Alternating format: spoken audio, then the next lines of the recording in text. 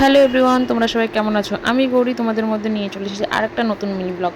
তো দেখো, সকাল সকাল আমরা ঘুম থেকে উঠে বাবুদেরকে ঘুম থেকে উঠিয়ে খাইয়ে দাইয়ে চলে এসেছি বিছানা গুছাতে। বিছানাটা গুছিয়ে টুছিয়ে চলে যাব স্নান করতে। স্নান ধান করে তারপরে আমি রান্না বসিয়ে দেবো। আর দেখো, এদিকে বর সকাল সকাল বাজার করে নিয়ে চলে এসেছে পাবদা মাছ।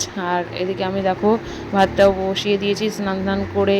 তারপরে এদিকে মাছ কুটিয়ে আগে তো কোটা হয়ে গেছে মাছ। আর ওদিকে আরও কিছু বর বাজার নিয়ে এসছে, এগুলো বেশিরভাগটাই আছে বাবুদের এখানে বাজার। যেহেতু বাবুদের খাবারগুলো ফুরিয়ে গেছিলো, আর আমি হোমমেড স্যারেলাক বানাই, সেই জন্য আর কি ওগুলো জিনিসগুলো ফুরিয়ে গেছিলো, তাই আমি আনতে বলেছিলাম। আর দেখো, আমি এখানে কড়াইতে তেল বসিয়ে এখানে পটলগুলো ভাজতে দিয়ে দিয়েছি। ওদিকে সবজিও বানাচ্ছিলাম আর এদিকে রান্নাও করছিলাম, কি করব। আর ওদিকে আমার বাবু, একটা বাবু ঘুমিয়ে আছে আর একটা বাবু খেলছিল। ভাবলাম তাড়াতাড়ি রান্নাটা সেরে নিই, কারণ বড়বাবু উঠে গেলে আরও দুজন মিলে আমি সামলাতে পারবো না। ওই জন্য আর কি তাড়াতাড়ি রান্নাটা সেরে নিচ্ছি। আর এদিকে দেখো, কাঁকরোল ভাজা বসিয়ে দিয়েছি আর ভাতের মাঠটাও গালা হয়ে গেছে। আর তারপরে আমি আবার একটু উনানে বসিয়ে দিলাম, যদি লাস্টে কোনো মাঠটার থাকে তাহলে হয়তো মাঠটার শেষ হয়ে যাবে আর কি। তারপরে দেখো নামিয়ে নিলাম আর কাঁকরোল ভাজা কমপ্লিট। আর এরই মাঝখানে আমি দেখতে গেলাম যে আমার ছোটোবাবু কী করছে দেখি। তো ওইটা বসে বসে খেলছিল, তার মাঝখানে আমি একটু জল খাইয়ে দিলাম। তারপরে চলে আসলাম মাছগুলো ভাজতে। আর মাছগুলো যখন ভাজছিলাম, জানি না কেন ফুটছিল খুব জোরে জোরে, তাই আমি পিছিয়ে যাচ্ছিলাম, কারণ আমার খুবই ভয় লাগে মাছ ভাজতে গেলে। না, আমার একটা মনে একটা ভয় কাজ করে, কারণ যখনই এর আগে অনেকবার মাছের তেল ছিটকে আমার শরীরে অনেকবার ফোসকা নিয়ে নিয়েছে, ওই জন্য আর কি ভয়টা লাগে।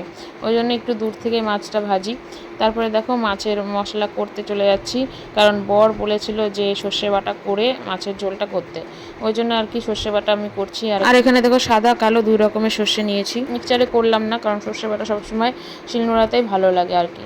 আমার বেসিক্যালি শিলনোড়াটাই আমি বাটি, যতবারই আমার সর্ষে ইলিশ বলো, সর্ষে দিয়ে যে কোনো কিছু বলো, কিন্তু আমি শিলনোড়াতেই আর কি বাটি। তো দেখো আমার সর্ষে বাটা কমপ্লিট হয়ে গেল।